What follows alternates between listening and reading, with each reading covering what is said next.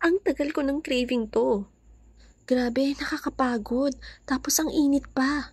Makabili nga ng pampalamig. Teka, nasan nga ba yung cellphone ko? Makahanap ka ng pampalamig. Uy, sakto. Ang tagal ko nang nagkikrave sa bebang halo-halo. Ka-order na nga at magpalamig. Orderan ko rin yung mag-aama ko. In fairness, ang bilis naman dumating ng rider. Tara, buksan na natin. Ang syala naman ng bebang, naka-insulated bag pa.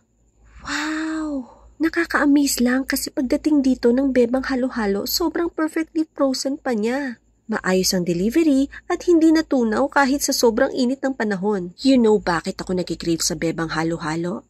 Because sabi nila, it has real cream taste from shaved frozen milk, not just ice. Which is totoo naman talaga pala. At meron siyang premium fruits and house-made leche flan na talagang nagpapasarap sa halo-halo na ito. And take note, no beans ito. Nothing to pick out. Ito talaga yung local halo-halo with the world-class standards. Grabe, parang ice cream.